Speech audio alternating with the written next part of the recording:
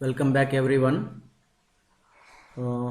Today simple stress and strains ಅಂತ ಏನು first chapter ಇದೆಯಲ್ಲ ಅದರಲ್ಲಿ ಕೆಲವು ಇಂಪಾರ್ಟೆಂಟ್ ಟರ್ಮ್ಸ್ ಇದಾವೆ. ಆ ಟರ್ಮ್ಸ್ ಡೆಫಿನಿಷನ್ಸ್ನ ನೋಡೋಣ.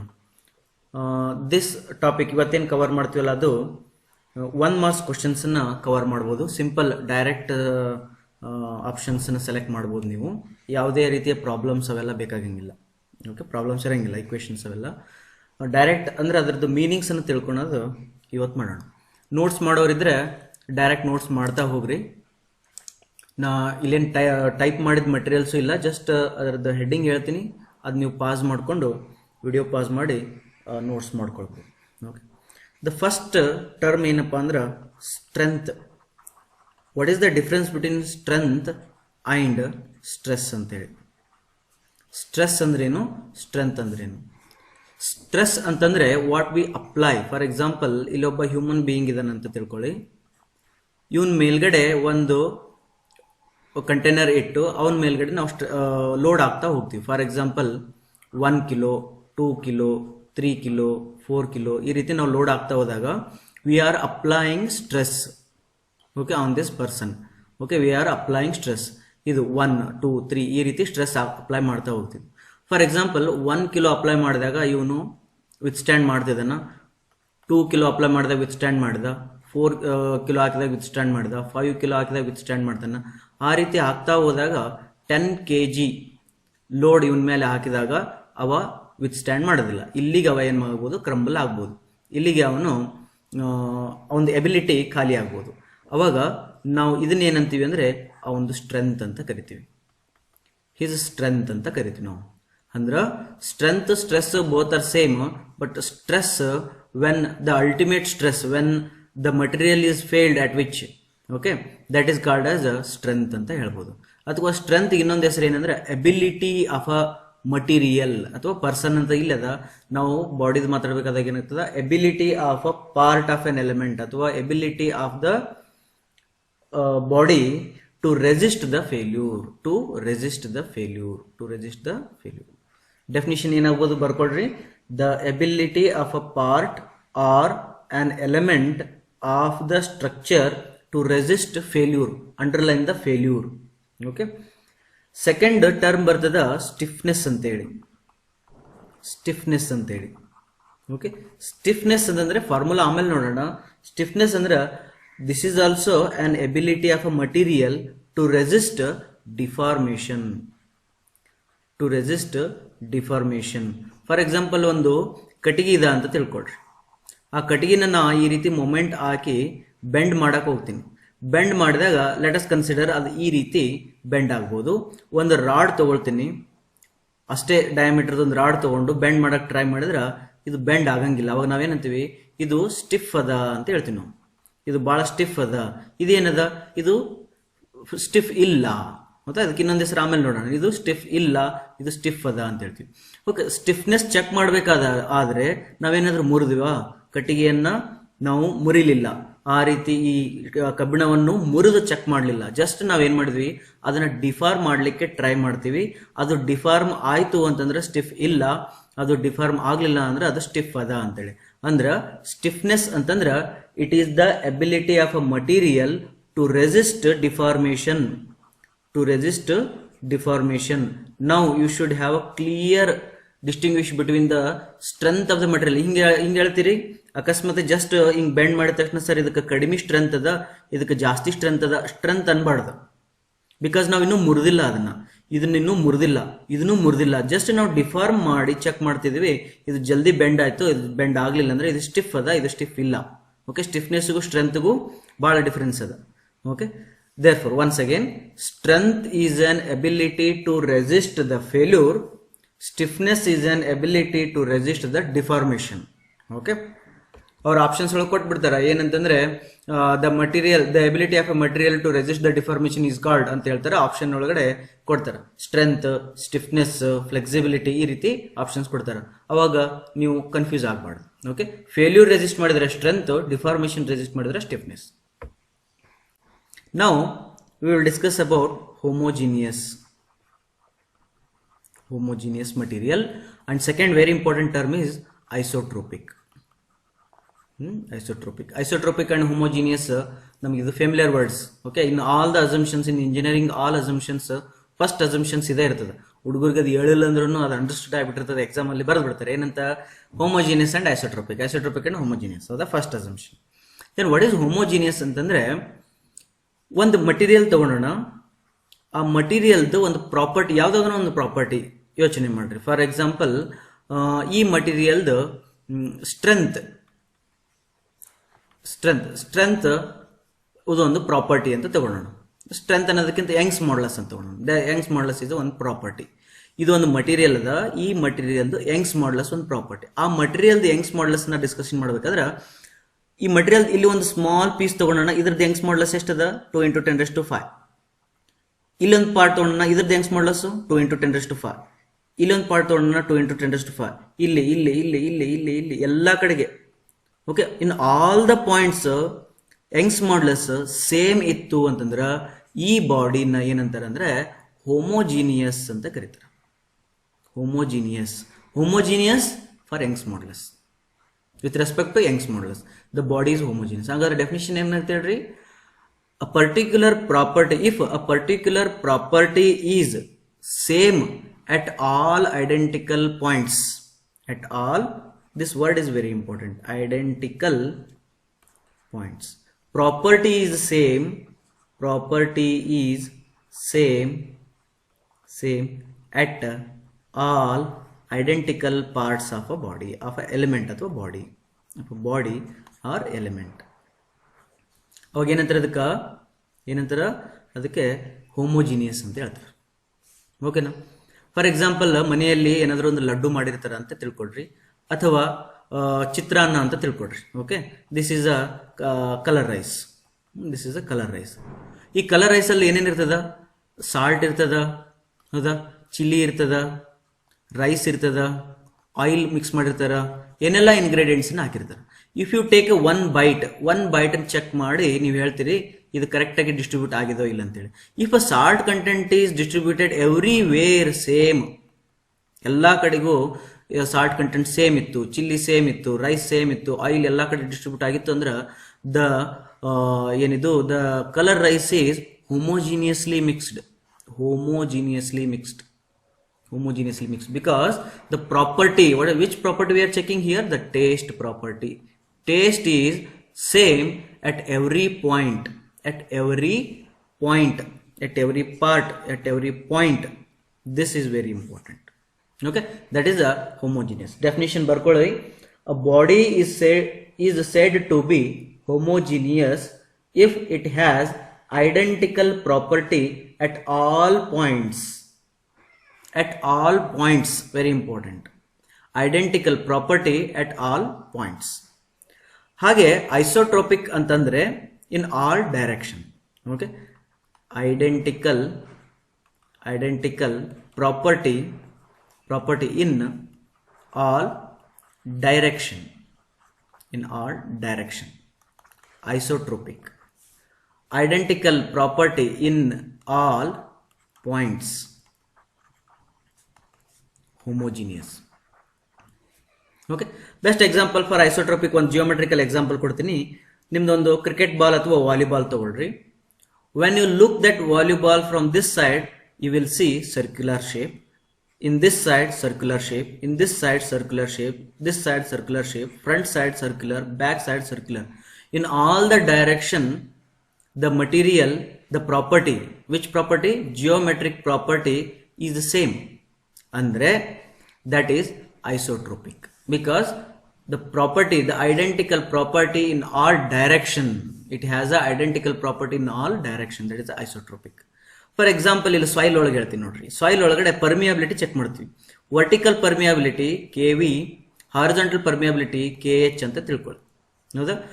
ಈ ಪರ್ಮಿಯಾಬಿಲಿಟಿ ವರ್ಟಿಕಲ್ ಡೈರೆಕ್ಷನ್ ಒಳಗಡೆ, ಹಾರಿಜಾಂಟಲ್ ಡೈರೆಕ್ಷನ್ ಒಳಗಡೆ, ಇನ್ಕ್ಲೈನ್ ಡೈರೆಕ್ಷನ್ ಒಳಗಡೆ, ಇನ್ ಆಲ್ ಡೈರೆಕ್ಷನ್ಸ್ ಒಳಗಡೆ ಪರ್ಮಿಯಾಬಿಲಿಟಿ ಸೇಮ್ ಇತ್ತು ಅಂತಂದ್ರ soil is isotropic, because the property, permeability property is constant in all directions. Okay, at every point andre ಬೇರೆ ಅದ, ಪಾಯಿಂಟ್ ಅಂದ್ರೆ homogeneous. Therefore isotropic ಬರ್ಕೊಳ್ಳಿ, a material is said to be isotropic if it has a identical property in all directions. In all directions. Arthayta? These are two very important terms. Next, let us come to Hooke's law again. Hooke's law you already know. Stress is directly proportional to strain up to elastic limit. Okay na? Here, today I am going to discuss limitations of Hooke's law. Limitations of Hooke's law. Hooke's law na ಎಲ್ಲಿ apply ಮಾಡಕ್ ಬರಂಗಿಲ್ಲ ಅಂತ ನೋಡಬೇಕಾಗಿದೆ. ಎಲ್ಲಿ apply ಮಾಡಕ್ ಬರಂಗಿಲ್ಲ ಅಥವಾ ಎಲ್ಲಿ ಅಪ್ಲೈ ಮಾಡಕ್ ಬರ್ತದ ಅಂತಂದ್ರೆ ಒಂದೇದ್ದು ಲಿಮಿಟೇಷನ್ ಏನಂತಂದ್ರೆ ಅಥವಾ ಒಂದು ನಿಮ್ಗೆ ಆಲ್ರೆಡಿ ಗೊತ್ತದ, this is valid within elastic limit. Within elastic limit. This is also limitation. Correct? Hooke's law valid up to elastic limit. Beyond elastic limit idu application agangilla. Therefore, this is one limit. Second ಏನಂತಂದ್ರೆ Hooke's law is valid for only uniaxial stress system. Uniaxial stress system ಅಂದ್ರೆ for example ಇದು ನಿಮ್ದು ಒಂದು body ಅಂತ ತಿಳ್ಕೊಳ್ಳಿ. ಈ ಬಾಡಿದು ಒಂದು Axis ಇಲ್ಲದ, ಆ ಆಕ್ಸಿಸ್ ಒಳಗಡೆ ಸ್ಟ್ರೆಸ್ ಏನಾದ್ರು ಅಪ್ಲೈ ಮಾಡಿದ್ರೆ ಮಾತ್ರ within elastic limit Hooke's law application ಆಗ್ತದ. If the body is like this and you are applying force in both the direction, in both the axis, ಇದು ಆಕ್ಸಿಸ್ ಇದು ಆಕ್ಸಿಸ್ ಅಪ್ಲೈ ಮಾಡ್ತಿದ್ರೆ ಇದಕ್ಕೆ by axial ಅಂತಾರ. ಇಲ್ಲಿ Hooke's law apply ಆಗಂಗಿಲ್ಲ, ಇಲ್ಲಿ Hooke's law apply ಆಗ್ತದ. If you take some cube ಅಂತ ತಗೊಂಡು ಇನ್ ಆಲ್ ಆಕ್ಸಿಸ್ ಒಳಗಡೆ ನೀವೇನಾದ್ರೂ ಸ್ಟ್ರೆಸಸ್ ಅಪ್ಲೈ ಮಾಡ್ತಿದ್ರ ಇದಕ್ಕೆ ಟ್ರೈ ಆಕ್ಸಿಯಲ್ ಅಂತಾರ. ಈ ಟ್ರೈ ಆಕ್ಸಿಯಲ್ಗೂ ಕೂಡ ಹುಕ್ಸ್ ಲಾ ಅಪ್ಲೈ ಆಗಂಗಿಲ್ಲ. ಸೆಕೆಂಡ್ ಲಿಮಿಟೇಷನ್ಸ್ ಏನಾಯ್ತು? It is valid for only uniaxial stress system. Okay. Third option ಏನಪ್ಪಾ ಅಂತಂದ್ರ Hooke's law Poisson's ratio, lateral strain effect is ignored. Poisson's ratio is ignored or ಏನಂತಾರೆ ಅದಕ್ಕೆ lateral strain effect is ignored. ಅಂದ್ರ ನೀವು ಈ ಕಡೆ ಇದನ್ನ ಜಗ್ಬೇಕಾದಾಗ ಇದು ಹಿಂಗ ಉದ್ದ ಆಗ್ತದ, ಅದು ಎಷ್ಟು ಕಂಪ್ರೆಷನ್ ಆಗ್ತದ ಅನ್ನೋದು ಹುಕ್ ಕನ್ಸಿಡರ್ ಮಾಡಂಗಿಲ್ಲ.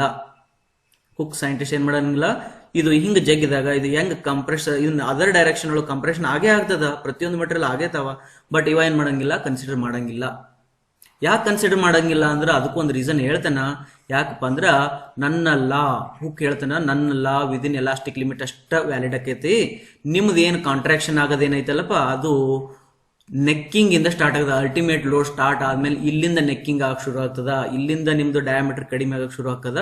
ನಂದೇನು ಅದಕ್ಕಿಂತ ವೆಲ್ ಬಿಫೋರ್ ಅದ. ಅದ್ರ ಸಲುವಾಗಿ ನಾನು ಪಾಯ್ಸನ್ಸ್ ರೇಷಿಯೋನ ಕನ್ಸಿಡರ್ ಮಾಡಂಗಿಲ್ಲ. ಹುಕ್ ಹೇಳ್ತಾನೆ, ನನಗೆ ಪಾಯ್ಸನ್ಸ್ ರೇಷಿಯೋದ ಅವಶ್ಯಕತೆ ಇಲ್ಲ. ನನ್ನ ಲಾ ಯೂಸ್ ಮಾಡ್ಬೇಕಿತ್ತಂದ್ರೆ ನೀವು ಒಂದೇ ಡೈರೆಕ್ಷನ್ ಒಳಗಡೆ ಲೋಡ್ ಅಪ್ಲೈ ಮಾಡಬೇಕು. ನನ್ನ ಲಾನ ಯೂಸ್ ಮಾಡ್ತೀರಿ ಅನ್ನೋದಾದ್ರೆ ನೀವು ಬರೀ ಎಲಾಸ್ಟಿಕ್ ಲಿಮಿಟ್ ಒಳಗಡೆನೆ ಯೂಸ್ ಮಾಡ್ಕೋಬೇಕು. ಅದಾದ್ಮೇಲೆ ನಾನು ಜವಾಬ್ದಾರಲ್ಲ ಅಂತ ಹುಕ್ಸ್ ಹೇಳ್ತೇನೆ.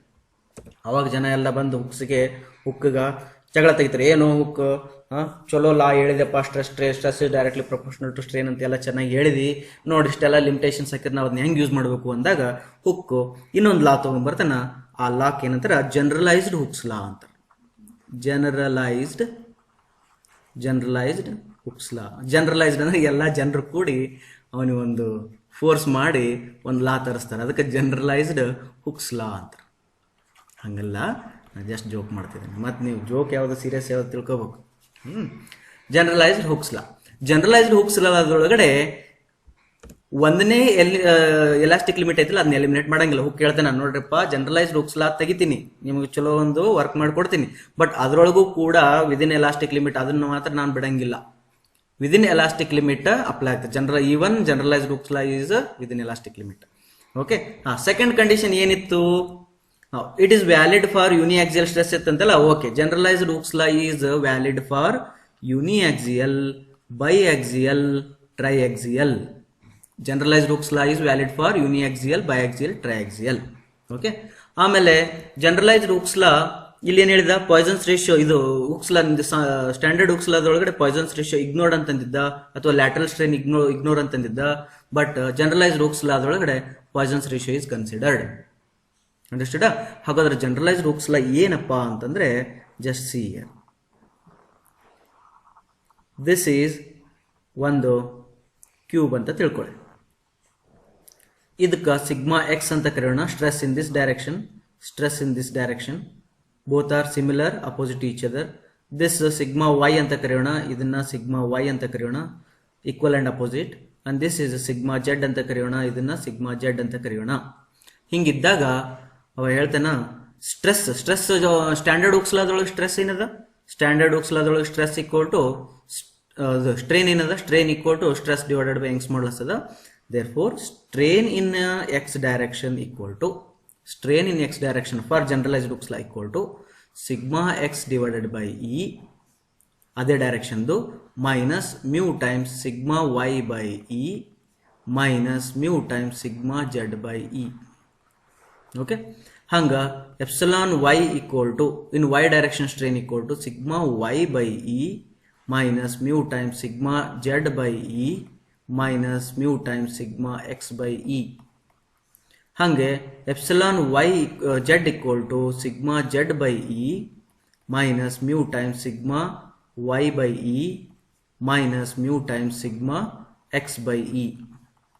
Okay, these are linear strains in particular directions, x y z direction. ಅವಾಗ ನಿಮಗೆ ಸಿಗ್ತದೆ. ಅಂದ್ರೆ ಒಂದು ಡೈರೆಕ್ಷನ್ಸ್ ಒಳಗಡೆ ಈ ಕಡೆ ಜಗ್ಗಿದ್ರಿ ಅಂತಂದ್ರೆ ಇನ್ನು ಅದರ್ ಡೈರೆಕ್ಷನ್ ಮೈನಸ್ ಮೈನಸ್ ಬಂದದಂದ್ರೆ ಅದರ್ ಡೈರೆಕ್ಷನ್ ಒಳಗೆ ಕಂಪ್ರೆಷನ್ ಆಗ್ತದೆ. ಈ ಡೈರೆಕ್ಷನ್ ಟೆನ್ಷನ್ ಆತಂದ್ರೆ ಈ ಡೈರೆಕ್ಷನ್ ಒಳಗೆ ಕಂಪ್ರೆಷನ್ ಆಗ್ತದೆ. Okay, this equation is valid only when stresses are considered positive when they are tension. ಅಕಸ್ಮಾತ್ ಆಗಿ ಸಿಗ್ಮಾ ಎಕ್ಸ್ ಇದನ್ನ ತೆಗೆದು ಈ ಡೈರೆಕ್ಷನ್ ಒಳಗೆ ಅಪೋಸಿಟ್ ಡೈರೆಕ್ಷನ್ ಒಳಗೆ ಹಾಕಿದ್ರೆ ಎಲ್ಲೆಲ್ಲ ಸಿಗ್ಮಾ ಎಕ್ಸ್ ಬರ್ದಿರಲ್ಲ ಅಲ್ಲೆಲ್ಲ ಏನ್ ಬರಿಬೇಕಾಗ್ತದ, ಮೈನಸ್ ಸಿಗ್ಮಾ ಎಕ್ಸ್ ಬರಿಬೇಕಾಗ್ತದೆ. That you need to take care. ಅರ್ಥಾಯ್ತಾ? This formula is valid for this one. ನಾವು ಈ ರೀತಿ ಚೇಂಜ್ ಈ ರೀತಿ ಎಲ್ಲ ಸ್ಟ್ರೆಸಸ್ ನ ಹಾಕಿದಾಗ ಇದೇನಾಗ್ಬೋದು ಹೇಳ್ರಿ, ವಾಲ್ಯೂಮ್ ಚೇಂಜ್ ಆಗ್ಬೋದಾ? ಇದ್ರದ್ದು ವಾಲ್ಯೂಮ್ ಜಾಸ್ತಿ ಆಗ್ಬೋದು. Because all are tension volume ಜಾಸ್ತಿ ಆಗ್ಬೋದು. If all are compression force ಏನಾರ ಹಾಕಿದ್ರೆ ವಾಲ್ಯೂಮ್ ಕಡಿಮೆ ಆಗ್ಬೋದು. ಹಾಗಾದ್ರೆ ಚೇಂಜ್ ಇನ್ ವಾಲ್ಯೂಮ್ ಏನು ಫಾರ್ಮುಲಾ ನೋಡ್ಬೇಕೀಗ. ಅಥವಾ ವಾಲ್ಯೂಮೆಟ್ರಿಕ್ ಸ್ಟ್ರೇನ್ ಏನಾಗ್ಬೋದು? Volumetric strain equal to epsilon x plus epsilon y plus epsilon z. ಇದು ಮೂರನ್ನು ಕೂಡಿಸಿದ್ರ ವಾಲ್ಯೂಮೆಟ್ರಿಕ್ ಸ್ಟ್ರೇನ್ ಬರುತ್ತೆ. ಸರ್ ವಾಲ್ಯೂಮ್ ಅಂದ್ರ length into breadth into height ಅಲ್ರಿ, ಹೌದಾ? ಹಂಗ strain in x direction, strain in y direction, strain in Z direction ಇದನ್ನ multiply ಮಾಡ್ಬೇಕಲ್ರಿ ಅಂತ ಡೌಟ್ ತಗೋಬೇಡ್ರಿ. ಹೌದಾ? ಡೌಟ್ ತಂದ್ರು ಅದನ್ನ ಈಗ ಕಿಲ್ ಮಾಡ್ಬಿಡ್ರಿ. ಬಿಕಾಸ್ ಎಕ್ಸಾಮ್ ಒಳಗೆ ಬರ್ಬೋದು. ಇಲ್ಲಿ ವಾಲ್ಯೂಮೆಟ್ರಿಕ್ ಸ್ಟ್ರೇನ್ ಫಾರ್ಮುಲಾ ಏನಂದ್ರ epsilon x plus epsilon y plus epsilon z. Because it is a derived equation. Derivation ಮಾಡಿದ್ರೆ ಬರ್ತದೆ. ಇದರಲ್ಲಿ ಏನ್ ಮಾಡ್ರಿ, ಎಪ್ಸಿಲಾನ್ ಎಕ್ಸ್ ಜಾಗದೊಳಗೆ ಇವನ್ನೆಲ್ಲ ಆಗ್ತಾ ಹೋಗ್ರಿ, ಬರ್ತದೆ, ತಾನೇ ಬರ್ತದೆ. ಓಕೆನಾ?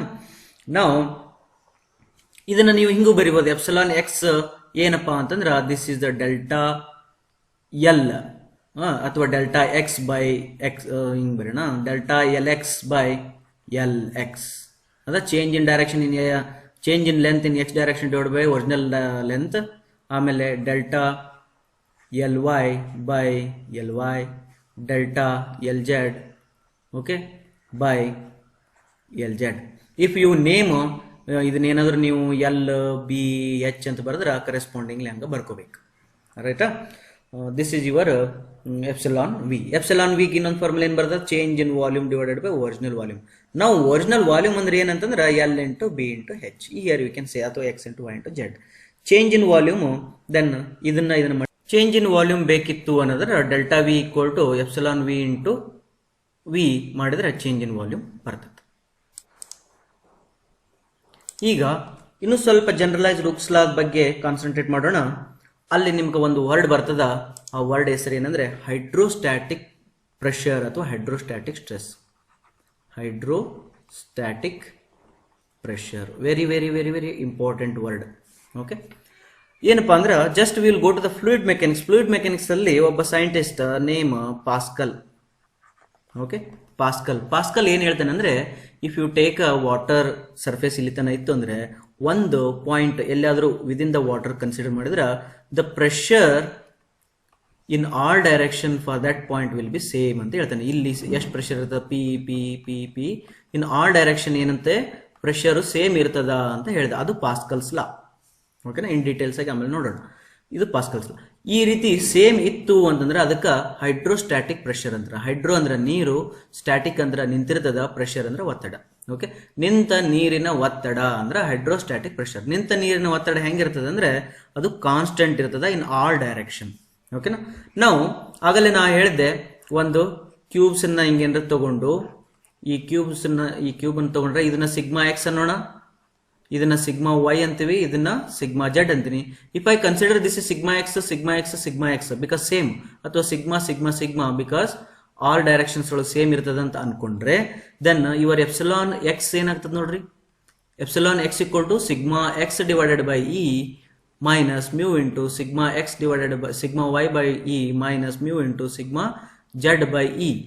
But sigma x equal to sigma y, sigma x equal to sigma y equal to sigma z because of hydrostatic pressure. Hydrostatic stress ಇತ್ತು ಅಂದ್ರೆ ಇವು ಮೂರು ಸೇಮ್ ಇರ್ತದೆ. ಅಂದ್ರೆ ಹಿಂಗಾಯ್ತಾ, ಇದನ್ನ ಕಾಮನ್ ತೆಗೆದ್ರೆ ಏನಾಗ್ತದೆ, sigma by E is common 1 minus 2 mu ಒಳಗಡೆ ಬರ್ತದ. ಇದು ನೋಡಿ ಸ್ವಲ್ಪ ಅಬ್ಸರ್ವ್ ಮಾಡಿ. ಹಂಗ ಎಪ್ಸಿಲಾನ್ ವಿ ಎಪ್ಸಿಲಾನ್ ಎಕ್ಸ್ ಐತಿ, ಈಗ ಎಪ್ಸಿಲಾನ್ ವೈ ಏನ್ ಬರ್ತದ ಅದು ಕೂಡ sigma by E into 1 minus 2 mu. ಹಾಗ ಎಪ್ಸಿಲಾನ್ ಜೆಡ್ ಏನ್ ಬರ್ತದ ಅದು ಕೂಡ sigma divided by E into 1 minus 2 mu. ಕರೆಕ್ಟಾ? ಹಾಗಾದ್ರೆ ವಾಲ್ಯೂಮೆಟ್ರಿಕ್ ಸ್ಟ್ರೇನ್ ಏನ್ ಬರ್ತದ, volumetric strain equal to epsilon x plus epsilon y plus epsilon z equal to 3 times sigma by E into 1 minus 2 mu.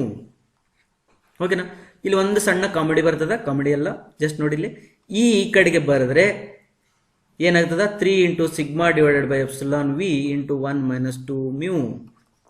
ಅಂದ್ರೆ E equal to 3 sigma by epsilon v stress divided by volumetric strain ಅಂದ್ರ bulk modulus. ನೋಡಿ ಎಷ್ಟು ಚೆನ್ನಾಗಿದೆ equation ಇದು, bulk modulus. ಈ equation already ಓದಿದಿವಲ್ಲ, ನಿನ್ನೆ ಎಷ್ಟೊಂದು ಪ್ರಾಬ್ಲಮ್ ಸಾಲ್ವ್ ಮಾಡಿದ್ವಿ ಇದ್ರ ಮೇಲೆ. Okay, E equal to 3k into 1 minus 2 mu is a bulk relation between E K and mu. ಅರ್ಥ ಆಯ್ತಾ? ಇದು ಒಮ್ಮೆ ಕ್ವಶನ್ಸ್ ಕೇಳ್ತಾರೆ ಏನಂತಂದ್ರೆ this equation is valid for ಅಂತ ಕೇಳಿದಾಗ ಅದಕ್ಕೆ ಹೇಳ್ಬೇಕು ನೀವು ಹೈಡ್ರೋಸ್ಟ್ಯಾಟಿಕ್ ಪ್ರೆಷರ್ ಅಥವಾ ಹೈಡ್ರೋಸ್ಟ್ಯಾಟಿಕ್ ಸ್ಟ್ರೆಸ್ ಅಥವಾ ಇನ್ all direction all around pressures are same ಅಂತ ಹೇಳ್ಬೇಕು. ಅರ್ಥ ಆಯ್ತಾ? ಓಕೆ, ನಾವು ಲೆಟ್ ಅಸ್ ಗೋ ಅಹೆಡ್, ಮತ್ ಸ್ವಲ್ಪ ಮುಂದ್ಕತೆ ಹೋಗೋಣ. ಏನಂತಂದ್ರೆ ನಿಮ್ಗೆ ಆಲ್ರೆಡಿ ಗೊತ್ತು, epsilon v volumetric strain is equal to 3 times sigma divided by E into 1 minus 2 mu. Right? Now we will introduce, already introduced, but we will take that word here, that is a incompressible. What is the meaning of incompressible? Incompressible ಅಂದ್ರೆ ಏನು? Incompressible ಅಂದ್ರೆ volume will not change even after application off load. ನೀವು tension compression ಯಾವ್ದಾದ್ರು load apply ಮಾಡಿರೋ ಒಂದು ಬಾಡಿಗೆ apply ಮಾಡಿದಾಗ ಅದರದ್ದು ವಾಲ್ಯೂಮ್ ಚೇಂಜ್ ಆಗ್ಬೋದು, ಶೇಪ್ ಚೇಂಜ್ ಆಗ್ಬೋದು. ಫಾರ್ ಎಕ್ಸಾಂಪಲ್ ಈಗ ಒಂದು ಮೈದಾ ಹಿಟ್ಟದ ಅಂತ ತಿಳ್ಕೊಟ್ರೆ ಅದು ರೌಂಡ್ ಅದ, ಇದರದ್ದು ವಾಲ್ಯೂಮ್ ವಿ ಅದ. ಅದನ್ನ ನೀವು ಚಪಾತಿ ಮಾಡಿದ್ರ ಅದರದ್ದು ವಾಲ್ಯೂಮ್ ವಿನೇ ಇರ್ಬೇಕು, ಅದು ಹಿಂಗಾಗಿರ್ಬೋದು, ಅದು ಚಪಾತಿನೇ ವಿನೇ ಇರ್ಬೇಕು. ಆ ಮೈದಾ ಹಿಟ್ಟು ತಗೊಂಡು ನೀವು ಸಮೋಸ ಮಾಡಿದ್ರು ಕೂಡ ಅದರದ್ದು ವಾಲ್ಯೂಮ್ ವಿನೇ ಇರ್ಬೇಕು. Condition is there should not be any potato. ಅದನ್ನ ತಗೊಂಡು ನೀವು ಏನಾದ್ರೂ ಮಾಡ್ರಿ ಅದರದ್ದು ವಾಲ್ಯೂಮ್ ವಿನೇ ಇರ್ಬೇಕು. ಅಂದ್ರ ದಟ್ ಮೈದಾ ಹಿಟ್ಟು ಏನಿದ ಅದು ಇನ್ಕಾಂಪ್ರೆಸಿಬಲ್ ಅದ ಅಂತ ಅರ್ಥ. ಅರ್ಥಾಯ್ತಾ? ಈ ನೀರ್ ಇರ್ತದ, 1 ಲೀಟರ್ ನೀರ್ ಇರ್ತದ. ಆ 1 ಲೀಟರ್ ನೀರನ್ನ ನೀವು ಜಗ್ಗಾದ್ರಾಗಾದ್ರೂ ಹಾಕ್ರಿ ಅದು 1 ಲೀಟ್ರೆ, ಲೋಟದಲ್ಲಿ ಹಾಕಿದ್ರು 1 ಲೀಟ್ರೆ, ಅದನ್ನ ಜಸ್ಟ್ ಫ್ಲೋರ್ ಮೇಲೆ ಹರಿಬಿಟ್ರು ಅದು 1 ಲೀಟ್ರೆ. ಅಂದ್ರೆ the volume is not changing, no, but shape is changing. Therefore that is called as incompressible. Understood? Incompressible ಅಂದ್ರೆ ಏನ್ ಹೇಳ್ರಿ? ಇನ್ಕಾಂಪ್ರೆಸಿಬಲ್ ಅಂದ್ರ change in volume equal to 0, change in volume ಇರಂಗಿಲ್ಲ.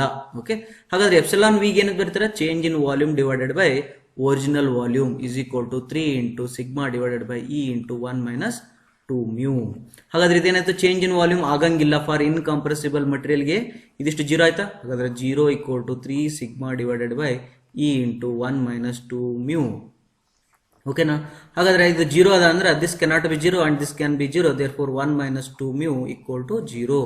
There four 2 mu equal to 1, mu equal to 1/2. ಮತ್ತೆ ಅರ್ಧ ಏನ್ ನೋಡಿದ 0.5, mu equal to 0.5. Mu equal to 0.5 for what? For incompressible material. Just recall the previous video.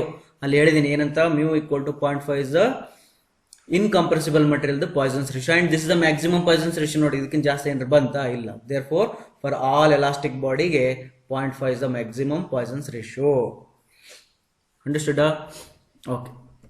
Now we will go to the next term. Next term ನೋಡಿ, ಸ್ವಲ್ಪ revise ಮಾಡ್ಕೊಳ್ಳಿ. Elastic material ಅಂದ್ರೆ ಗೊತ್ತು, the material which obeys elastic property, ಅಥವಾ after removal of load it regains its original shape. That is a elastic material. Plastic material terms ಬರ್ಕೊಂತ ಹೋಗ್ಬಿಡಿ. Okay, notes ಮಾಡ್ಕೊಳ್ಳಿ. Elastic material ಅಂದ್ರೆ ಗೊತ್ತಾಯ್ತಾ? Elastic material. ಹಂಗ plastic material ಅಂತಂದ್ರ, plastic material ಅಂದ್ರ after removal of the load it will not regain its original shape. That is the plastic material. Next ductile material ಅಂತ ಬರ್ತದ. Ductile material ಅಂತ ಒಂದು ಬರ್ತದ, ಇನ್ನೊಂದು ಬ್ರಿಟಲ್ ಮಟೀರಿಯಲ್ ಅಂತ ಒಂದು ಬರ್ತದೆ. ಬ್ರಿಟಲ್ ಮಟೀರಿಯಲ್ ಅಂತ ಒಂದು ಬರ್ತದೆ.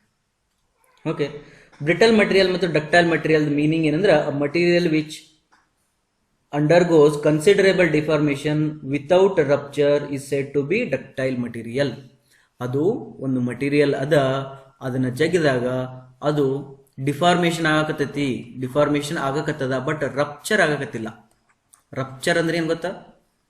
ರಪ್ಚರ್ ಅಂದ್ರೆ ಬ್ರೇಕ್ ಆಗಕತ್ತಿಲ್ಲ, ಕಟ್ ಅಂತ ಅದು ಬ್ರೇಕ್ ಆಗ್ತಾ ಇಲ್ಲ. ಬಟ್ ಅದು ಡಿಫಾರ್ಮೇಶನ್ ಹೆಂಗಾಗ್ತದೆ? ಕಂಟಿನ್ಯೂಸ್ ಡಿಫಾರ್ಮೇಶನ್ ಆಗ್ತದ without rupture. That is called as a ductile material.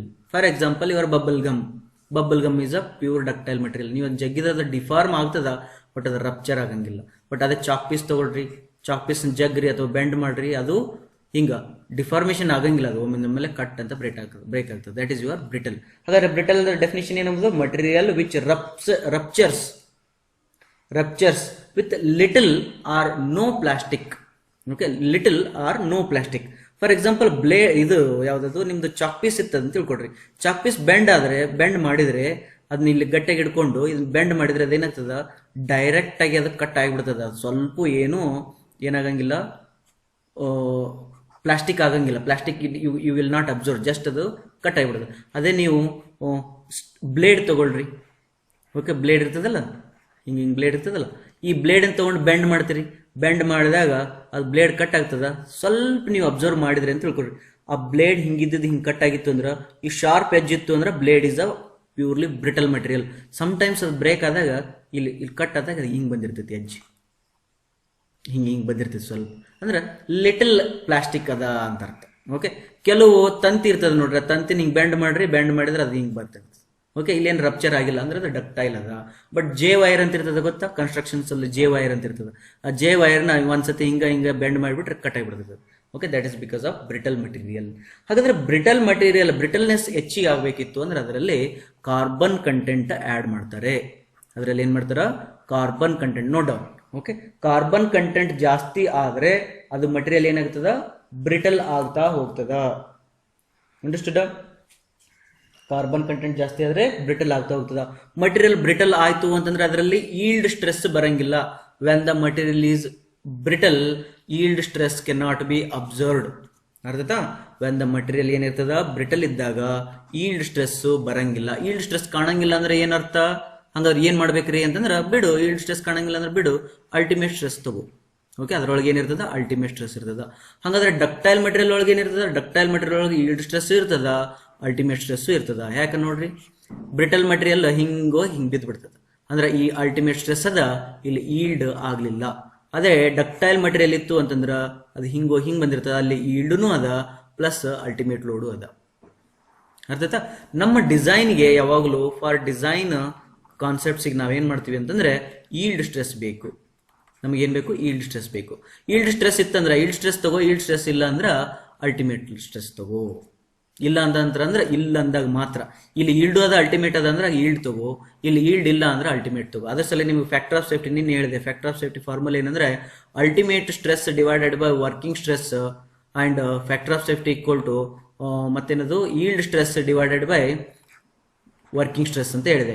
This is for brittle material and this is for ductile material. Understood? Okay, next we already learned this one. ಏನಂತಂದ್ರೆ modulus of resilience ಗೊತ್ತದ? Modulus of resilience ಅಂದ್ರೆ the total energy stored in the material up to elastic limit, modulus of resilience. ಇನ್ನೊಂದು ಬರ್ತದ modulus of toughness. Total energy stored in the material up to fracture point ಅಥವಾ breaking point. ಇನ್ನೊಂದು ಬರ್ತದ modulus of rupture. Modulus of rupture, modulus of rupture ಅಂತ ಬರ್ತದ. Modulus of rupture ಅಂದ್ರೆ the ultimate strength in flexure or torsion is known as modulus of rupture ಅಂತ ಹೇಳ್ತಾರೆ. Stress ಅಲ್ಲ, ultimate strength, ultimate strength, ultimate strength in flexure ಮಾತ್ರ, flexure ಮಾತ್ರ. ಹಾಗಾದ್ರೆ stress strain curve ಹಾಕಿದ್ವಲ್ರಿ sir, ಇಲ್ಲೊಂದು ಅಲ್ಟಿಮೇಟ್ ಸ್ಟ್ರೆಂತ್ ಸ್ಟ್ರೆಸ್ ಇತ್ತಲ್ರಿ, ಇದನ್ನ ನಾವು ಮಾಡ್ಯುಲಸ್ ಆಫ್ ರಪ್ಚರ್ ಅನ್ಬೋದನ್ರಿ? ಇಲ್ಲ, ಯಾಕಂದ್ರೆ ಇದು ಟೆನ್ಷನ್ ಅಪ್ಲೈ ಮಾಡದೆ ಬಂದದ, ಟೆನ್ಷನ್ ಮಾಡದೆ ಬೇಡ. ಒಂದು ಬೀಮ್ ತಗೊಳ್ರಿ, ಬೀಮ್ ತಗೊಂಡು ಅದನ್ನ 3 ಪಾಯಿಂಟ್ ಲೋಡ್ ಅಥವಾ ಸಿಂಗಲ್ ಪಾಯಿಂಟ್ ಲೋಡ್ ಹಾಕಿದನ್ನ ಫ್ಲೆಕ್ಚರ್ ಸ್ಟ್ರೆಂತ್ ಹಾಕ್ರಿ ಅದ್ರೊಳಗೆ. ಫ್ಲೆಕ್ಚರ್ ಸ್ಟ್ರೆಂತ್ ಹಾಕಿದಾಗ ಅದೇನು ಅಲ್ಟಿಮೇಟ್ ತಗೊಳ್ತದಲ್ಲ, ಅದಕ್ಕೇನಂತಾರ ಮಾಡ್ಯುಲಸ್ ಆಫ್ ರಪ್ಚರ್ ಅಂತ ಕರೀತಾರ.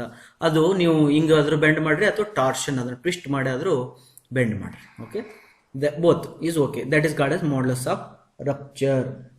ಅರ್ಥ? ಇನ್ನೊಂದು ಬರ್ತದ ಫ್ಯಾಟಿಗ್ ಅಂತೇಳಿ. What is meaning of fatigue ಅಂತೇಳಿ? ಫ್ಯಾಟಿಗ್, ಫ್ಯಾಟಿಗ್ ಅಂತಂದ್ರೆ the material is withstanding, the material is the ability of a material to withstand infinite number of times applied load. For example, fatigue ಅಂದ್ರೆ ಈಗ ಇಲ್ಲಿ ತೋರಿಸ್ತೀನಿ. ಈಗ ನೋಡಿ sound ನೋಡಿ ಏನಂತಂದ್ರೆ, ಹೌದಾ, ಈ ರೀತಿ ನಾ ಏನ್ ಮಾಡ್ತಿದ್ದೀನಿ, ಸೌಂಡ್ ಫೋರ್ಸ್ ಅಪ್ಲೈ ಮಾಡ್ತಿದ್ದೀನಿ. ಎಷ್ಟು ಸತಿ ಅಪ್ಲೈ ಮಾಡ್ತೀನಿ ಅಂದ್ರೆ ಇನ್ಫೈನೈಟ್ ನಂಬರ್ ಆಫ್ ಟೈಮ್ಸ್ ತನಕ ನಾ ಅದನ್ನ ಅಪ್ಲೈ ಮಾಡ್ತಾ ಹೋದ್ರೆ ಆ ಮಟೀರಿಯಲ್ ಅದನ್ನ ವಿತ್ಸ್ಟ್ಯಾಂಡ್ ಮಾಡ್ತಿತ್ತಂದ್ರ ಅದು ಬಹಳ ಫ್ಯಾಟಿಗ್ ಅದ ಅಂತ ಅರ್ಥ. ಅರ್ಥ? ಅಥವಾ ಸೈಕ್ಲಿಕ್ ಅಂತಾನು ಹೇಳ್ಬೋದು. ಇಲ್ಲಿ ನಾ ಕಟ್ ಕಟ್ ಕಟ್ ಕಟ್ ಅಂತಂದು ಏನ್ ಮಾಡಿದ್ನಲ್ಲ ಈ ಸೌಂಡ್, ಇದಕ್ಕೇನಂತಾರೆ ಸೈಕ್ಲಿಕ್ ಲೋಡ್ ಅಂತಾನು ಕರೀತಾರೆ. ಅಥವಾ ಇದಕ್ಕೇನನ್ಬೋದು ಇನ್ಫೈನೈಟ್ ಟೈಮ್ಸ್ ಲೋಡ್ ಅಪ್ಲೈ ಮಾಡಿದಾಗ ಮಟೀರಿಯಲ್ ರೆಸಿಸ್ಟ್ ಮಾಡಿತು ಅಂದ್ರೆ ಅದನ್ನ ಫ್ಯಾಟಿಗ್ ಅಂತ ಕರೀತಾರ. ಓಕೆ, ಈಗ ಫಾರ್ ಎಕ್ಸಾಂಪಲ್ ನೀವು ಬೀಸಾಗ ಇದು ಇರ್ತದ, ಹಿಟ್ ಖಾರ ಕುಟ್ಟ ಮಿಷನ್ ಇರ್ತದ ಗೊತ್ತಾ? ಅಥವಾ ಸಮ್ ಗ್ರೈಂಡರ್ ಇರ್ತದೆ ಗೊತ್ತಾ? ಗ್ರೈಂಡರ್ ಅಲ್ಲಿ ಒಂದು ಏನೋ ಒಂದು ಹಿಂಗ್ ಕಟ್ ಕಟ್ ಅಂತೇಳಿ ಹಿಂಗ್ ಬೀಟ್ ಮಾಡ್ತಾ ಇರ್ತದೆ. ಬೀಟ್ ಮಾಡ್ತಾ ಇರ್ಬೇಕಾದ್ರೆ ಇಲ್ಲೊಂದು ಬೇಸ್ ಇರ್ತದೆ. ಈ ಬೇಸ್ ಹೆಂಗಿರ್ಬೇಕಂದ್ರೆ ಇದು ಫ್ಯಾಟಿಗ್ ಇರ್ಬೇಕು. ಅಲ್ಲಿ ಹಿಂಗ್ ಅನ್ಬಾರ್ದು, ಸ್ಟಿಫ್ ಇರ್ಬೇಕ್ರಿ ಸರ್ ಅನ್ಬಾರ್ದು. ಟೆಕ್ನಿಕಲ್ ಟರ್ಮ್ ಯೂಸ್ ಮಾಡೋಕೆ ಏನಂತ ಫ್ಯಾಟಿಗ್ ಇರ್ಬೇಕು. Because infinite number of times you are applying the load, it should withstand that load. That is the fatigue ಇರ್ಬೇಕು. ಓಕೆ, ಇದನ್ನ ಇನ್ಫೈನೈಟ್ ನಂಬರ್ ಆಫ್ ಟೈಮ್ಸ್ ಅನ್ನೋ ಬದಲು ಇದಕ್ಕೆ ಏನಂತಾರೆ, ಇದಕ್ಕೆ ಸೈಕ್ಲಿಕ್ ಲೋಡ್ ಅಂತಾನು ಕರಿಬಹುದು. When you apply a cyclic load for infinite number of times, then the material should resist or it should take that load. Then that material is called as fatigue ಅಂತಾರೆ. ಫ್ಯಾಟಿಗ್ ಇನ್ನೊಂದು ಹೆಸರು ಏನಂತಂದ್ರೆ endurance ಅಂತ ಕರೀತಾರೆ. Endurance limit ಅಂತಾರೆ. Endurance limit ಅಥವಾ ಫ್ಯಾಟಿಗ್ limit ಅಂತ ಕರೀತಾರೆ. ಅಂಡರ್ಸ್ಟುಡ್? ಓಕೆ, ನೆಕ್ಸ್ಟ್ ಬರ್ತದ ಮ್ಯಾಲಿಯಬಿಲಿಟಿ ಅಂಡ್ ಡಕ್ಟಿಲಿಟಿ ಅಂತೇಳಿ. ಮ್ಯಾಲಿಯಬಿಲಿಟಿ ಅಂಡ್ ಡಕ್ಟಿಲಿಟಿ ಅಂತೇಳಿ ವರ್ಡ್ ಬರ್ತದೆ. ಡಕ್ಟಿಲಿಟಿ ಅಂತೇಳಿ ಒಂದು ವರ್ಡ್ ಬರ್ತದೆ. ಮ್ಯಾಲಿಯಬಿಲಿಟಿ ಮತ್ತು ಡಕ್ಟಿಲಿಟಿ. ಆಕ್ಚುಲಿ ಹೇಳ್ಬೇಕಂದ್ರ ಡಕ್ಟೈಲ್ ಮಟೀರಿಯಲ್ ಏನದಲ್ಲ, ಡಕ್ಟೈಲ್ ಮಟೀರಿಯಲ್ ಅಂದ್ರೆ ಏನದು, ರಪ್ಚರ್ ಆಗಂಗಿಲ್ಲ, ಈಲ್ಡ್ ಆಗ್ತಾ ಹೋಗ್ತದೆ. ಈ ಡಕ್ಟೈಲ್ ಮಟೀರಿಯಲ್ ಒಳಗಡೆ 2 ಟೈಪ್ ಬರ್ತದೆ. ಒಂದು ಮ್ಯಾಲಿಯಬಿಲಿಟಿ, ಇನ್ನೊಂದು ductility. Ductility and malleability. Okay, ಏನಪ್ಪಾ ಅಂತಂದ್ರೆ ಈಗ ಒಂದು ಬಾರದ ಒಂದು ಕಬ್ಬಣ ಅದ ಅಂತ ತಿಳ್ಕೊಡ್ರಿ. ಈ ಕಬ್ಬಣ ಡಕ್ಟೈಲ್ ಮಟೀರಿಯಲ್ ಅಂತ ತಿಳ್ಕೊಡ್ರಿ. This iron is a ductile material. It is already certified. It is certified that it is a ductile material. ಓಕೆನಾ? ದಿಸ್ ಸರ್ಟಿಫೈಡ್ ಡಕ್ಟೈಲ್ ಮಟೀರಿಯಲ್, ಇದನ್ನ ನಾ ಏನಾದ್ರೂ ಬೀಟ್ ಮಾಡಿ ಪ್ರೂವ್ ಮಾಡಿದೆ ಅಂತ ತಿಳ್ಕೊಡ್ರಿ. ಬೀಟ್ ಮಾಡ್ತಾ ಹೋಗ್ತೀನಿ, ಇದೇನಾಗ್ತದೆ, ಅಪ್ಪಚ್ ಆಗ್ತಾ ಹೋಗ್ತದ. ರೈಟಾ? ಇದು ಎಲಾಂಗೇಟ್ ಆಗಿ ಒಂದು ಪ್ಲೇಟ್ ಆಗ್ತದ. That material become a plate. ಹೌದಾ? Because of ductile only, when I beat, it is not fractured ಅಥವಾ it is not ruptured. ಅರ್ಥಾಯ್ತಾ? ಅದೇನಾಯ್ತದು, ಪ್ಲೇಟ್ ಆಯ್ತದು. ಸಮ್ಟೈಮ್ಸ್ ಅದನ್ನ ಇದೇ ಮಟೀರಿಯಲ್ ಅನ್ನ ಪ್ಲೇಟ್ ಮಾಡ್ಬೇಕಾಗಿದೆ. ನಾವು ಆ ಮಟೀರಿಯಲ್ ತಗೊಂಡು ಸ್ಟ್ರೆಚ್ ಮಾಡ್ತೀನಿ. ಈ ಕಡೆಗೆ ಸ್ಟ್ರೆಚ್ ಮಾಡ್ತೀನಿ. ಸ್ಟ್ರೆಚ್ ಮಾಡಿದಾಗ ಅದು ಅಗ್ಗಲಾಗ್ತದೆ, ಅದು ಪ್ಲೇಟ್ ಆಯ್ತು. ಇಲ್ಲಿ ಅದನ್ನ ಕುಟ್ಟಿದಾಗ ಅದು ಪ್ಲೇಟ್ ಆಯ್ತು. ಇಲ್ಲಿ ಅದನ್ನ ಜಗ್ಗಿದಾಗ ಅದು ಪ್ಲೇಟ್ ಆಯ್ತು. ಜಗ್ಗಿದಾಗ ಅದು ಪ್ಲೇಟ್ ಆಯ್ತು ಅಂತಂದ್ರೆ ಅದು ಡಕ್ಟೈಲ್ ಮಟೀರಿಯಲ್. ಅದನ್ನ ಕುಟ್ಟಿದಾಗ ಅದನ್ನ ಪ್ಲೇಟ್ ಆಯ್ತು ಅಂದ್ರೆ ಅದು ಮ್ಯಾಲಿಯಬಲ್ ಪ್ರಾಪರ್ಟಿ. ಅದು ಇದು ಡಕ್ಟಿಲಿಟಿ ಪ್ರಾಪರ್ಟಿ, ಇದು ಮ್ಯಾಲಿಯಬಿಲಿಟಿ ಪ್ರಾಪರ್ಟಿ. ಅಡಿಗೆ ಮನೆಯೊಳಗಡೆ ಚೆನ್ನಾಗಿ ನಿಮ್ಗೆ ಆನ್ಸರ್ ಸಿಗ್ತದೆ. ಫಾರ್ ಎಕ್ಸಾಂಪಲ್, ರೊಟ್ಟಿ ಹಿಟ್ಟು ಏನ್ ಮಾಡ್ತಾರೆ, ಬಡಿತಾರ. ಬಡದು ಅದನ್ನ ಅಗ್ಗಲ ಮಾಡ್ತಾರೆ. ಅದು ಯಾವ್ದದು, ಮ್ಯಾಲಿಯಬಿಲಿಟಿ. ಅದಕ್ಕೇನಂತಾರ, ಮ್ಯಾಲಿಯಬಿಲಿಟಿ ಅಂತ ಕರೀತಾರೆ.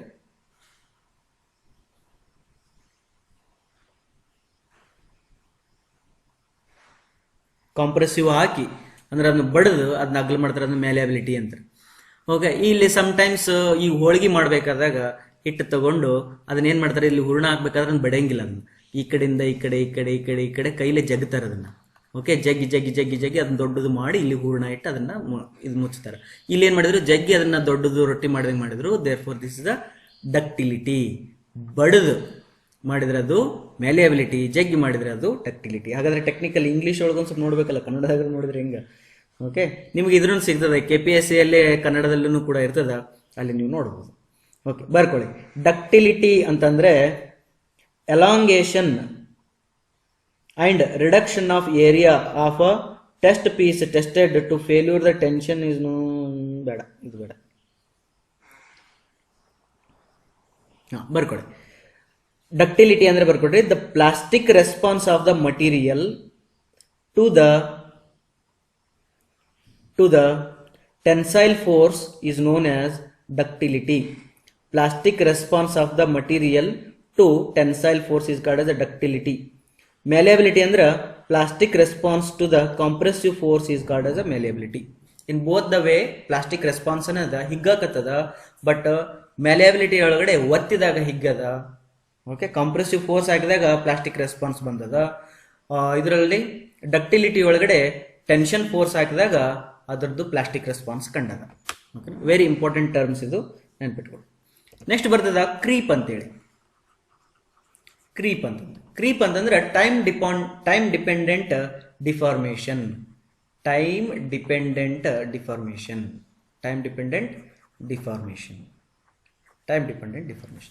ಫಾರ್ ಎಕ್ಸಾಂಪಲ್, ಇಲ್ಲಿ ಒಂದು ನೇಲ್ ಅದ ಅಂತ ತಿಳ್ಕೊಳ್ರಿ.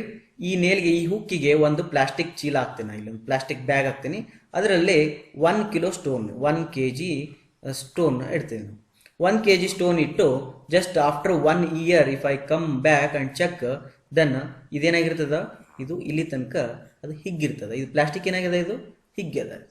Okay okay to stretch this material, to stretch this plastic material, did I increase the load? No. Did I increase the load? ಇದನ್ನ ಹಿಂಗ ಎಳೆದು ಅದನ್ನ ಏನಾದ್ರೂ ಜಾಸ್ತಿ ಮಾಡಿದ್ನೇನು, ಅದನ್ನ ಸ್ಟ್ರೆಚ್ ಮಾಡಿದ್ನ? ಇಲ್ಲ. ಹಾಗಾದ್ರೆ ಇದನ್ನ ಸ್ಟ್ರೆಚ್ ಹೆಂಗ್ ಮಾಡಿದೆ ಅಂದ್ರೆ, I allowed it for some time. For a constant stress I allowed it for some time. Because of that allowed time it is stretched. That is called as a creep. ಹಾಗಾದ್ರೆ ಕ್ರೀಪಿಗೆ ಒಂದ್ ಹೆಸರು ಏನದು, time dependent deformation ಅಂತ ಹೇಳ್ಬೋದು, ಅಥವಾ ಇನ್ನೊಂದು ಹೆಸರು ಏನ್ ಹೇಳ್ಬೋದು ಅಂದ್ರೆ deformation for constant load. Deformation when the load is constant, that is called as a creep ಅಂತ ಹೇಳ್ಬೋದು. ಬರ್ಕೊಡ್ರಿ. The long term deflection due to sustained ಅಥವಾ constant load is called as a creep. ಇನ್ನೊಂದು ಡೆಫಿನಿಷನ್ ಬರ್ಕೊಳ್ಳಿ. Creep is a time dependent deformation. ಓಕೆನಾ? Okay, ನಿನ್ನೆ factor of safety ಮತ್ತು margin of safety ನೋಡಿದೀವಿ.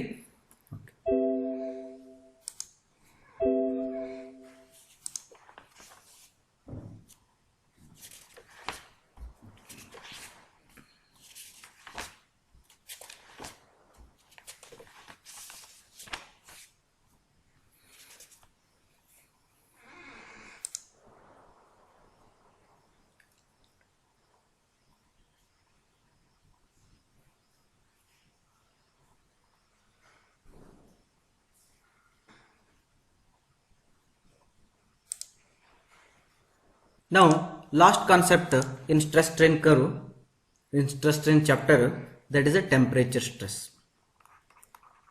Temperature stresses ಅಥವಾ thermal stresses. Thermal stresses. Okay, concept ಚೆನ್ನಾಗಿ ಅರ್ಥ ಮಾಡ್ಕೊಳ್ಳಿ. ಇದೇನು ಭಾಳ ಒಂದು ಫಿಕ್ಸ್ ಕ್ವಶನ್ಸ್ ಇರ್ತಾವೆ, ಒಂದು 4-5 ಕ್ವಶನ್ಸ್ ಇದಾವ. ಆ ಫಿಕ್ಸ್ ಕ್ವಶನ್ಸನ್ನ ಕೇಳ್ತಾರೆ. ಜಸ್ಟ್ ಕಾನ್ಸೆಪ್ಟ್ ಚೆನ್ನಾಗಿ ಅರ್ಥ ಮಾಡ್ಕೊಳ್ಳಿ. Okay, now look at here, this is one bar, okay. Here I am increasing its temperature by putting some fire. Okay, ಇಲ್ಲಿ ಫೈರ್ ನ ಹಾಕಿ ಇದರದ್ದು ಟೆಂಪರೇಚರ್ ಜಾಸ್ತಿ ಮಾಡ್ತೀನಿ.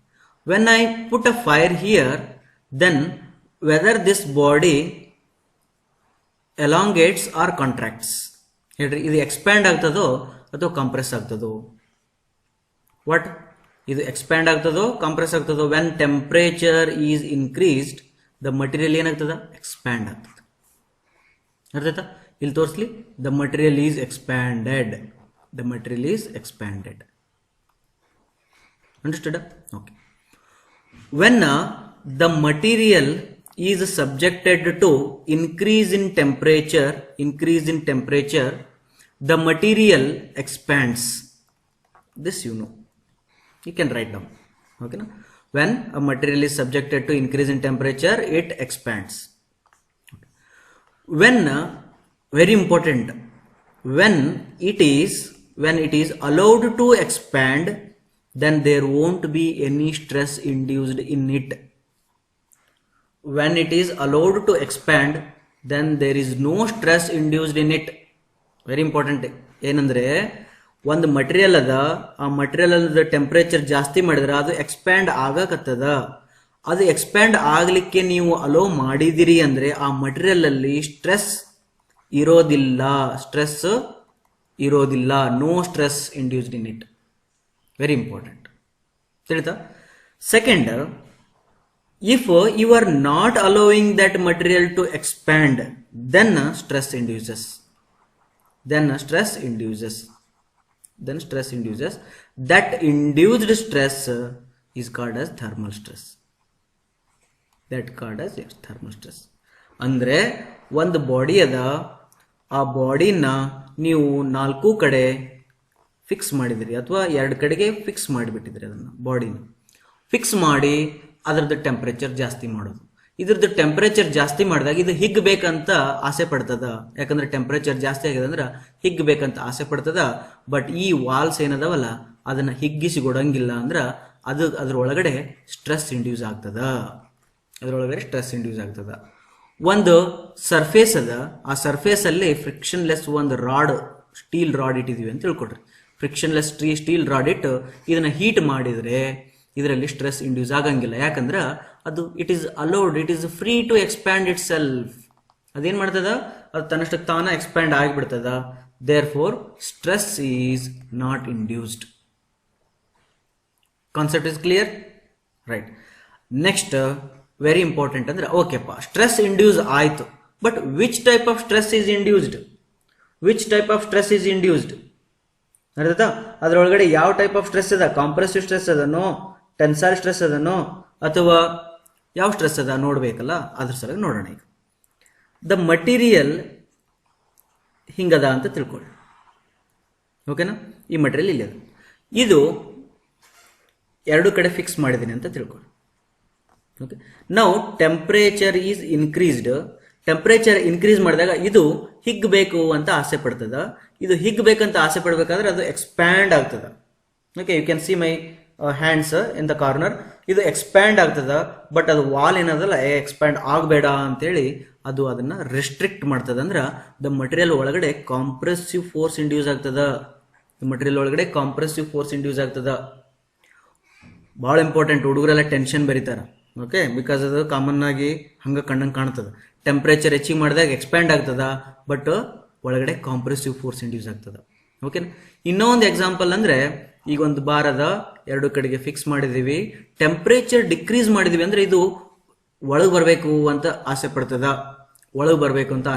ಬಟ್ ಇವು ವಾಲ್ಸ್ ಏನದವಲ್ಲ, ಆ ವಾಲ್ಸ್ ಏನ್ ಮಾಡಂಗಿಲ್ಲ, ಅವನ್ನ ಒಳಗಡೆ ಬಿಡಂಗಿಲ್ಲ. ಅಂದ್ರ ಅದ್ರ ಒಳಗಡೆ ಏನ್ ಕ್ರಿಯೇಟ್ ಆಗ್ತದ? ಟೆನ್ಷನ್ ಕ್ರಿಯೇಟ್ ಆಗ್ತದ.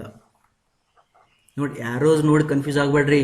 ಅವು ಒಳಗೆ ಬರ್ಬೇಕಂತವ, ಬಟ್ ಇದೇನಾಗ್ತದ? ಟೆನ್ಷನ್ ಕ್ರಿಯೇಟ್ ಆಗ್ತದ. ಇಲ್ಲಿ ಏನಾಗ್ತದ? ಎಕ್ಸ್ಪ್ಯಾಂಡ್ ಆಗ್ಬೇಕಂತವ, ಬಟ್ ವಾಲ್ ಏನ್ ಮಾಡ್ತಾವ? ಅದನ್ನ ಪುಷ್ ಮಾಡ್ತಾವ. ವಾಲ್ ಪುಷ್ ಮಾಡ್ತಾವ, ಕಂಪ್ರೆಷನ್ ಆಗ್ತದ. ಅದಕ್ಕೆ when temperature increases, material is subjected to compressive stress. When temperature is increased, then material is temperature is decreased, material is subjected to tension. ಅರ್ಥ ಆಯ್ತಾ? ಒಂದು ಕ್ವಶನ್ ಕೊಡ್ತೀನಿ ನೋಡ್ರಿ, ಏನಂತಂದ್ರ, freely suspended rod when temperature is increased, which stress is induced in it ಅಂತ ಕೇಳ್ತಾರೆ. ಒಂದು option tensile stress is induced, compressive stress is induced, third no stress is induced, Fourth, cannot be determined. Right. ಏನಂತ, freely hanging bar ಅಲ್ಲಿ temperature first ಒಂದು 30 degree ಇದ್ದಿದ್ದನ್ನ 100 degree temperature increase ಮಾಡಿದಾಗ then which type of stress is increased, ಅಂದ್ರೆ temperature ಜಾಸ್ತಿ ಆದಾಗ ಯಾವ್ದು ಹೇಳಿನ ಇಲ್ಲಿಂದ, ಟೆಂಪರೇಚರ್ ಜಾಸ್ತಿ ಆದಾಗ ಕಾಂಪ್ರೆಷನ್ ಸ್ಟ್ರೆಸ್ ಇಂಡ್ಯೂಸ್ ಆಗ್ತದ ಅಂತ ಹೇಳಿದ, ಅಂದ್ರೆ ಟೆಂಪರೇಚರ್ ಸ್ಟ್ರೆಸ್ ಇಂಡ್ಯೂಸ್ ಆದಾಗ ಕಾಂಪ್ರೆಸಿವ್ ಸ್ಟ್ರೆಸ್ ಇಂಡ್ಯೂಸ್ ಆಗ್ತದ ಅಂತೇಳಿ ನೀವು ಟಿಕ್ ಮಾಡಿದ್ರೆ ಬಕ್ರಾ. ಯಾಕಂದ್ರೆ ಇಟ್ ಈಸ್ ಫ್ರೀಲಿ ಹ್ಯಾಂಗಿಂಗ್ ಅಂದ್ರೆ it is allowed to expand itself, therefore no stress induced. ಅದಕ್ಕೆ ಬಹಳ ಹುಷಾರಾಗಿರ್ಬೇಕು. ಓಕೆನಾ? ನೌ ಟೆಲ್ ಮಿ,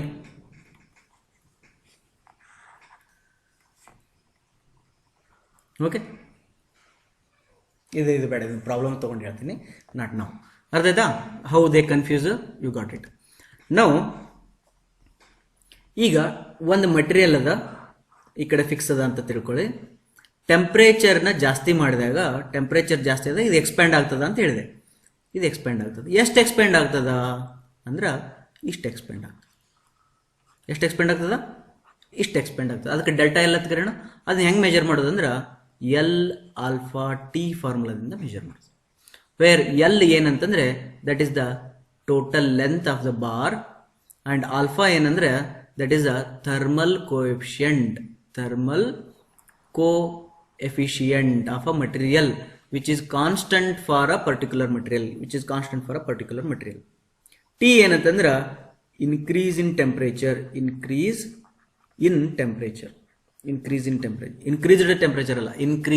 ಟೆಂಪರೇಚರ್ ಅಂದ್ರೆ ಅರ್ಲಿಯರ್ ಟೆಂಪರೇಚರ್, ಒರಿಜಿನಲ್ ಮತ್ತೆ final temperature difference. You can write it as a T, where T equal to T1 minus T2. T1 is the first initial temperature, T2 is the final temperature, then this is the T1 minus T2. ಇಲ್ಲಿ ಬರಿಬೇಕು, then delta L ಬರಿಬೇಕು. ಅರ್ಥ? If temperature is increased, then delta L will be expansion. Then if temperature is decreased temperature, then you will get a contraction. Right? L alpha T. You can say that this is as a initial temperature and this is the final temperature ಅಂತ ಬರೆದ್ರೆ, initial 30 ಇತ್ತು, ಇದು 70 ಇತ್ತು ಅಂತಂದ್ರೆ increase temperature, then answer ಏನು ಬರ್ತದೆ? Negative ಬರ್ತದೆ. ಬೇಡ, ಫೈನಲ್ ಮೈನಸ್ ಇನಿಷಿಯಲ್ ಏನಾರು ಮಾಡ್ರಿ. ಇನ್ಕ್ರೀಸ್ ಟೆಂಪರೇಚರ್ ಆಗಿತ್ತು ಅಂತಂದ್ರೆ ಎಕ್ಸ್ಪಾನ್ಷನ್, ಡಿಕ್ರೀಸ್ ಟೆಂಪರೇಚರ್ ಆಗಿತ್ತು ಅಂದ್ರೆ ಕಾಂಟ್ರಾಕ್ಷನ್. ಓಕೆನಾ? This is your delta L. Okay, now see here, this material is fixed this way. The temperature is increased. ಇದು ಇಷ್ಟು ಎಕ್ಸ್ಪ್ಯಾಂಡ್ ಆಗಬೇಕು ಅಂತ ಆಸೆ ಪಡ್ತದ, ಬಟ್ ಈ ವಾಲ್ ಅದನ್ನ ಎಕ್ಸ್ಪ್ಯಾಂಡ್ ಮಾಡಿಕೊಟ್ಟಿಲ್ಲ ಅಂತಂದ್ರೆ delta L is there here. Then here wall is pushed this much of portion and it is brought to the original position. Wall is pushed this much and brought to the original position. Understood? Now delta L equal to, we have a formula that is L alpha T from temperature stress, and delta L to push this much of delta L, to push this much of delta L we require some force ಅಲ್ಲ P. That P the relation ಏನು ಬರೀಬಹುದು ಅಂದ್ರೆ PL by AE ಅಂತ ಬರ್ಕೋಬಹುದು. Then these two we can equate, then L alpha T equal to PL by AE ಅಂತ ಬರ್ಕೊಂಡ್ರೆ L cancel, then you will get P equal to what? AE alpha T. P equal to AE alpha T. ಹೌದಾ?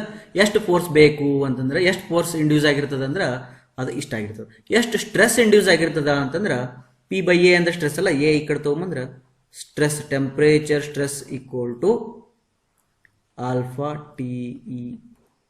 Very very very very very very very important equation. Temperature stress formula ಏನು? Alpha T E. ಓಕೆನಾ? ಒಂದು ಸತಿ IES exam ಒಳಗಡೆ ಒಂದು question ಕೇಳಿದ್ರೆ ಏನಂತಂದ್ರೆ, temperature stress is independent of independent of A, length of the member, B, temperature of the member, C, external load, D, temperature of the member temperature, then elastic constant ಯಾವುದದು elastic constant ಅಲ್ಲ, ಯಾವುದದು thermal constant ಅಂತ ಹಿಂಗೇನೋ ಒಂದು 4-5 option ಕೊಟ್ಟಿದ್ರು. ನಾವು look at here, ಆ ಬಾಡಿಯಲ್ಲಿ temperature stress induce ಆಗಿದೆ ಅಂತಂದ್ರೆ ಅದು ಎದ್ರ ಮೇಲೆ ಡಿಪೆಂಡ್ ಆಗಿಲ್ಲ ಇವುಗಳಲ್ಲಿ ಅಂತಂದ್ರೆ ಅದು ಲೆಂತ್ ಮೇಲೆ ಡಿಪೆಂಡ್ ಆಗಿಲ್ಲ, ಅದು ಎಕ್ಸ್ಟರ್ನಲ್ ಲೋಡ್ ಮೇಲೆ ಡಿಪೆಂಡ್ ಆಗಿಲ್ಲ, ಅದು ಟೆಂಪರೇಚರ್ ಮೇಲೆ ಡಿಪೆಂಡ್ ಆಗ್ಯದ, ಅದು ಥರ್ಮಲ್ ಎಕ್ಸ್ಪೆನ್ಷನ್ ಮೇಲೂ ಕೂಡ ಡಿಪೆಂಡ್ ಆಗ್ಯದ. ಓಕೆ, ಇಲ್ಲಿ 2 ಬರ್ತದೆ, ಲೆಂತ್ ಮತ್ತು ಎಕ್ಸ್ಟರ್ನಲ್. ಇದು ಎಕ್ಸಾಕ್ಟ್ ಆಪ್ಷನ್ಸ್ ಅಲ್ಲ, ಇದೇ ಟೈಪ್ ಕ್ವಶನ್ ಅದು, ಲೆಂತ್ ಮತ್ತು. ಇಲ್ಲಿ ಕನ್ಫ್ಯೂಸ್ ಆಗೋದೇನು ಗೊತ್ತಾ ಅಂದ್ರೆ, ನೋಡಿ, ಒಂದು ಸ್ಮಾಲ್ ಕಾಯಿನ್ ಅದ, ಇನ್ನೊಂದು ಬಿಗ್ ಒಂದು ಟ್ರೇ ಅದ. ಇದು ಸ್ಮಾಲ್ ಕಾಯಿನ್, ಇದು ಬಿಗ್ ಟ್ರೇ ಅದ. ಈ small coin initial temperature 30 degree ಅದ, ರೂಮ್ ಟೆಂಪರೇಚರ್. ಈ ಸ್ಮಾಲ್ ಕಾಯಿನ್ ಅನ್ನ ಹೀಟ್ ಮಾಡಿ 100 ಡಿಗ್ರಿ ಸೆಂಟಿಗ್ರೇಡ್ಗೆ ತಂದದ. ಈ ಬಿಗ್ ಟ್ರೇದ ಇನಿಷಿಯಲ್ ಟೆಂಪರೇಚರ್ 30 ಡಿಗ್ರಿ ಅದ. ಈ ಬಿಗ್ ಟ್ರೇನ 100 ಡಿಗ್ರಿ ಆಗೋ ತನಕ ಹೀಟ್ ಮಾಡ್ಯದ.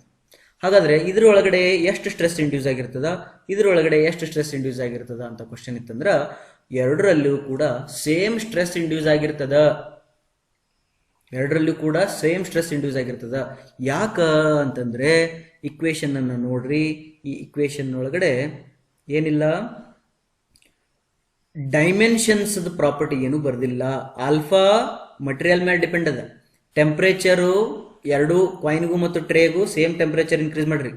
ಎರಡೂ ಮಟೀರಿಯಲ್ ಸ್ಟೀಲ್ ಇದಾವ, ಹಂಗಾಗಿ ಯಂಗ್ಸ್ ಮಾಡಲಸ್ ಸೇಮ್ ಅದ.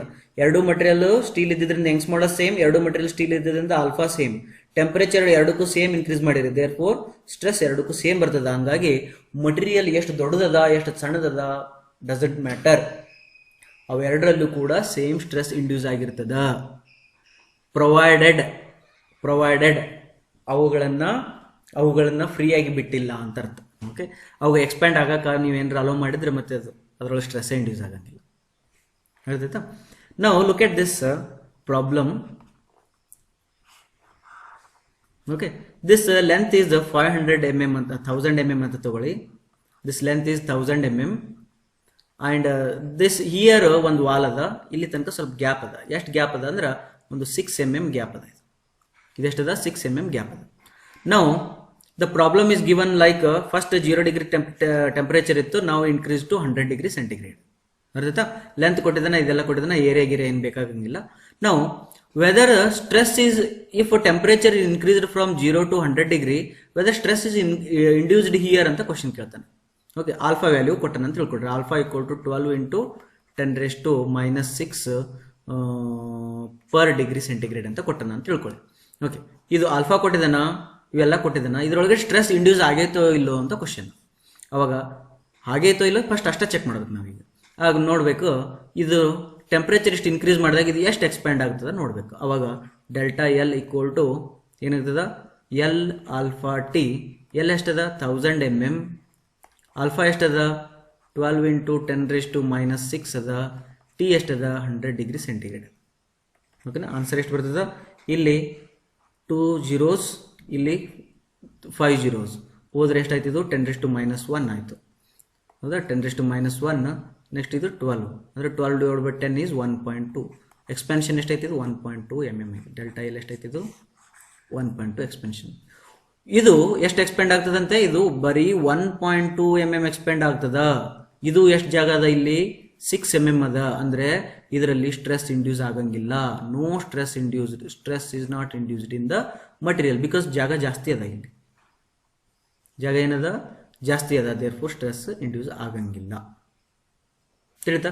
ಅಕಸ್ಮಾತಾಗಿ ಸೇಮ್ ಪ್ರಾಬ್ಲಮ್ ಕೊಟ್ಟು ಇಲ್ಲಿ ಇದು 1 mm ಅಂತ ಕೊಟ್ಟರು ಅಂತ ತಿಳ್ಕೊಟ್ರಿ. ಇದೆಷ್ಟೈತಿ ಜಾಗ? 1 mm ಜಾಗ ಕೊಟ್ಟಾರ. 1 mm ಜಾಗ ಅದ ಅಂದ್ರೆ ಎಷ್ಟು ಸ್ಟ್ರೆಸ್ ಇಂಡ್ಯೂಸ್ ಆಗುತ್ತೋ ಇಲ್ಲೋ ಫಸ್ಟ್ ಚೆಕ್ ಮಾಡ್ಬೇಕು. ಫಸ್ಟ್ ಚೆಕ್ ಮಾಡ್ಬೇಕಂದ್ರೆ ಸೇಮ್ ಡಾಟಾ ಯೂಸ್ ಮಾಡ್ಕೊಂಡು ನಿಮ್ಗೆ ಎಷ್ಟು ಬಂತು? 1.2 mm. ಇದು 1.2 mm ಹಿಗ್ಬೇಕು ಅಂತ ಆಸೆ ಪಡ್ತದ. ಆ ಆಸೆಯಲ್ಲಿ 1 mm ಅನ್ನು ನಾವು ಫುಲ್ಫಿಲ್ ಮಾಡ್ತೀವಿ, ಇನ್ನು 0.2 mm ದಷ್ಟು ಅದ್ರದ್ದೇನು ಡಿಸೈರ್ನೆಸ್ ಐತಲ್ಲ ಅದಕ್ಕೆ ನಾವು ಅಲೋ ಮಾಡಲ್ಲ ಅಂದ್ರೆ ಅದರಲ್ಲಿ ಸ್ಟ್ರೆಸ್ ಇಂಡ್ಯೂಸ್ ಆಗ್ತದ. ಅದರಲ್ಲಿ ಏನಾಗ್ತದ? ಸ್ಟ್ರೆಸ್ ಇಂಡ್ಯೂಸ್ ಆಗ್ತದ. ಹಾಗಾದ್ರೆ ಸ್ಟ್ರೆಸ್ ಎಷ್ಟು ಇಂಡ್ಯೂಸ್ ಆಗ್ತದ ಅಂತ ಕೇಳಿದಾಗ ನೀವು ಮತ್ತೆ ಆಲ್ಫಾ ಟಿ ಇ ಐತಲ್ರಿ ಸರ, ಥರ್ಮಲ್ ಸ್ಟ್ರೆಸ್ ಫಾರ್ಮುಲಾ ಐತಲ್ಲ, ಇದನ್ನ ಹಾಕಿ ಮಾಡೋಣ ಅಂದ್ರೆ ಅಂದ್ರೆ ತಪ್ಪು. ಇದನ್ನ ಹಾಕಿ ಮಾಡಬಾರ್ದು. ಅವಾಗ ನೀವೇನು ಮಾಡ್ಬೇಕಂದ್ರೆ PL/AE ತಗೋ. Delta L equal to PL/AE formula ತಗೊಳ್ರಿ. ಡೆಲ್ಟಾ ಎಲ್ ಅಂದ್ರೆ 0.2, ನೀವು ಎಷ್ಟು ರಿಸ್ಟ್ರಿಕ್ಟ್ ಮಾಡಿರಿ? 0.2 mm ಅಷ್ಟೇ ರಿಸ್ಟ್ರಿಕ್ಟ್ ಮಾಡ್ಯದ. ದಟ್ ಈಕ್ವಲ್ ಟು P/A ನ ಸಿಗ್ಮಾ ಅಂತ ಕರೆಯೋಣ. L is L divided by E ಅಂತ ಬರಿಬೋದು. ಓಕೆ, ನಾವು ನಿಮ್ಗೆ ಸಿಗ್ಮಾ ಬೇಕಾ? ಎಲ್ ಕೊಟ್ಟಿರ್ತಾರ, ಎಕ್ಸ್ ಮಾಡ್ಲಸ್ ಕೊಟ್ಟಿರ್ತಾರ, 0.2 ಗೊತ್ತದ, ಸಿಗ್ಮಾ ಗೊತ್ತಾಗ್ತದ. ಇನ್ ದಿಸ್ ಪ್ರಾಬ್ಲಮ್, ಈ ಪ್ರಾಬ್ಲಮ್ ಒಳಗಡೆ this problem is depending on length. See, this problem, the temperature stress induced here is depending on the dimension of the body, depending on the dimension of the body, because area ಅದ, length ಅದ, dimension body ಮೇಲೆ depend ಅದ. ಯಾಕಂದ್ರೆ ಸ್ವಲ್ಪ hello ಮಾಡಿರಿ, ಸ್ವಲ್ಪ hello ಮಾಡಿಲ್ಲ. But ಆ ಹಿಂದಲ್ ಪ್ರಾಬ್ಲಮ್ ಒಳಗೆ ಏನಿತ್ತು ಅಂತಂದ್ರೆ ಕಂಪ್ಲೀಟ್ ಆಗಿ ಅಲೋ ಮಾಡಿದ್ದಿಲ್ಲ, ಕಂಪ್ಲೀಟ್ ಆಗಿ ಅಲೋ ಮಾಡಿಲ್ಲ. When it is completely not allowed, then ಇದರೊಳಗಡೆ ಟೆಂಪರೇಚರ್ ಸ್ಟ್ರೆಸ್ ಇಂಡ್ಯೂಸ್ ಆಗ್ತದ. It is irrespective of the dimensions of the material. It is irrespective of the dimension of the material. When it is partially allowed to expand and partially not allowed to expand, then that is depending on the dimensions of the member. Very important. Okay, ಇಲ್ಲಿಗೆ temperature stresses ಮುಗೀತು. ಇದು ಸ್ವಲ್ಪ ಚೆನ್ನಾಗಿ 2-3 ಸತಿ ಕೇಳಿ ಒಂದು ಚೆನ್ನಾಗಿ note ಮಾಡ್ಕೊಳ್ರಿ. ನೋಟ್ ಮಾಡ್ಕೊಂಡ್ರೆ ಇಟ್ ಇಸ್ ಓವರ್. ಇದ್ರ ಮೇಲೆ ಯಾವ ಕ್ವಶನ್ಸ್ ಇದ್ರೆ ಕಳಿಸ್ರಿ, ವಿಲ್ ಸಾಲ್ವ್ ಇಟ್. ನಾನು ಸಾಲ್ವ್ ಮಾಡ್ತೀನಿ next. Okay, thank you. In next class we will solve few more problems on the same chapter, some difficult problems, and after that we will go to the second chapter.